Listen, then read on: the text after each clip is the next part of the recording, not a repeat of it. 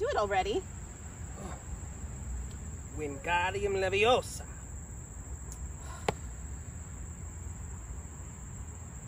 Wingardium Leviosa. That's not how you do it. It's Leviosa, not Leviosa.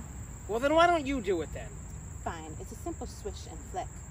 Wingardium Leviosa. You did it! You're doing it! Okay, we have to get in. Hurry, hurry. Unlock the door. Aloha Mora! Oh, you put a protection on it. What else can we try? Bombardo! It worked! Come on! Okay.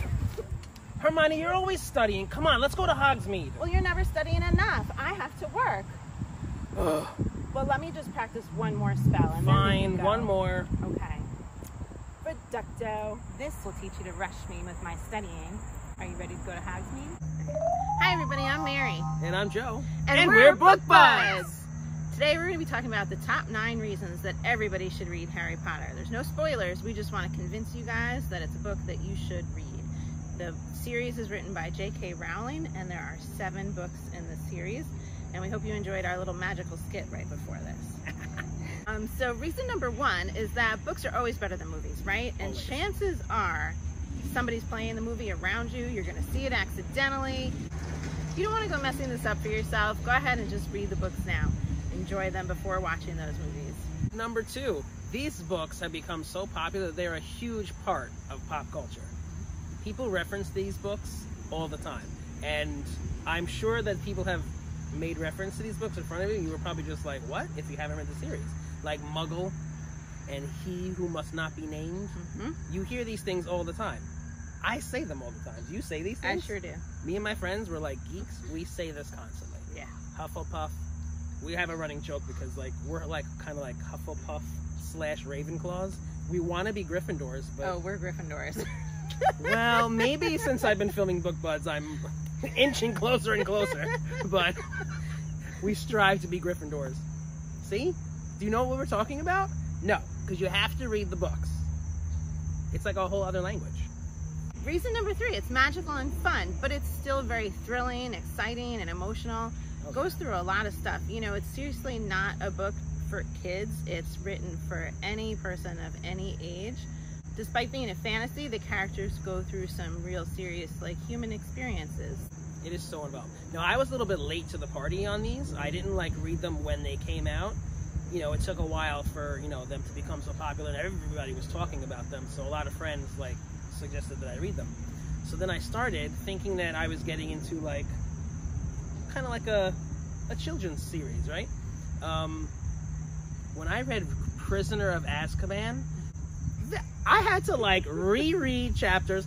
It was a lot to follow. There's like time travel involved and they're going back here and they're meeting and they're doing this. It was difficult. Like this is no like simple little chapter book. Like this is like serious stuff. She has built a world. And I mean, look at this. This is not really for a kid. Yeah, kids can't do that easily. That's a large book right there. So if you have doubts thinking that it's kind of like kiddie-ish and childish, absolutely not. It's so well thought out and it's so well written. Agreed. I used to love going to Barnes & Noble on like the night that it was released. I did too. For like parties and fun. And you know us, we dressed up, of course, didn't you? Of course. I remember standing online, now this is for the movies, with my friends, like overnight to get the movie tickets and like just like running through the crowd to get the seat. Like it was like a big deal. Quite an event. Yeah. Quite an event. So if you've missed all these events for when they were coming out, get on it now. Tip number 4, these books go into major societal issues that are kind of not hidden, but it's just easier to read because it's in Harry Potter. So they refer to non-magical people as muggles, and they kind of look down upon them.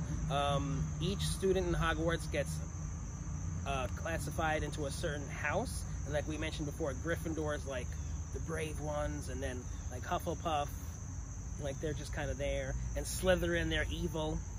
Usually they're like mean. And Ravenclaw, they're the intellects. Smart ones, right. So there's like, you know, different categories. And then you have the house elves, which they're kind of like slaves to the people. Like they cook all the food, they work for no wages. It covers some serious issues. And you know, you have the division between all the different groups, but then also trying to unify. And then you have the people that are looked down upon, others are trying to build them up. So it's a nice message. So tip number 5, there's lots of strong women characters in this book, so it makes it a nice read. You don't have like the dainty, helpless female characters in this book that are just falling in love. You have some really strong women who are very capable, fierce, and it was really exciting to see the power that came through from these ladies. That was pretty awesome. I like all the strong female characters. Oh, definitely. Yeah. Hermione, Professor McGonagall, Moaning Myrtle. I don't know how strong she is. And who's the really bad one? Bellatrix Lestrange. Love her. So another reason why you should read the series, we just touched on a few of the characters. You really connect with this group of characters throughout the series. Like, there are a lot of characters who make their mark and have very important parts in the stories, and there's a broad range. You know, you have your evil sorcerers, you have your good guys, you have your people in the middle. You've got your confident ones, you've got your nervous ones, people that want to help, people that are scared. Really, any personality comes through. There's just so many different traits that you can identify with and love.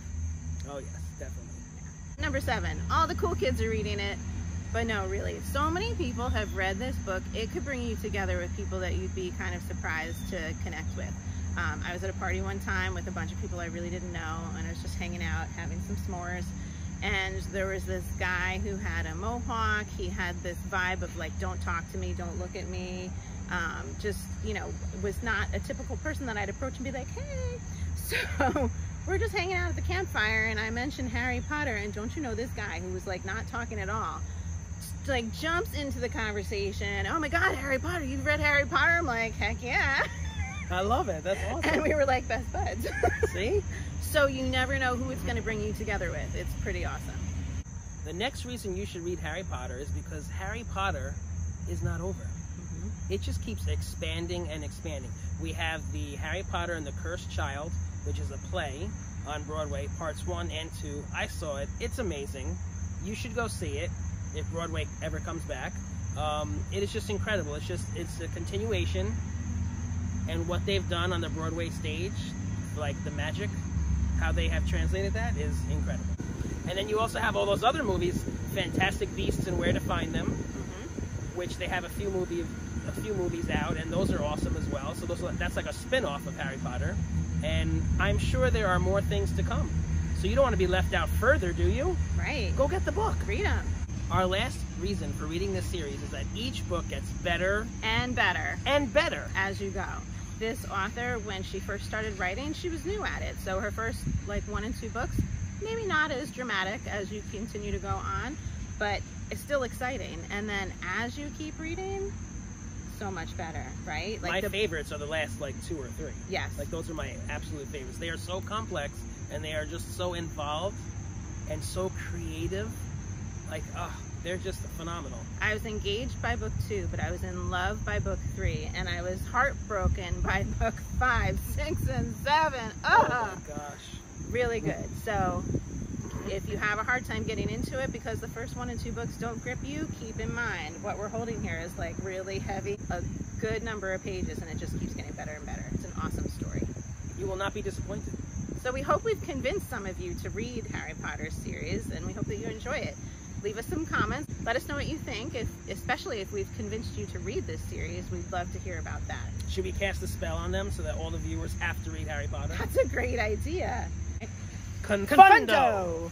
Now you have to read it. You gotta listen to those eyes right there. So if you are enjoying BookBuds, please like us. And share us with your friends. And subscribe to our channel, BookBuds! Whenever I talk about Harry Potter, I have to talk in an English accent. I can't do that. Sure you can, you just did it. I don't know that I did. You sounded more like, you sound like Mary Poppins from back in the day. Oh dear. Cheerio, pip pip, and all that sort of rubbish.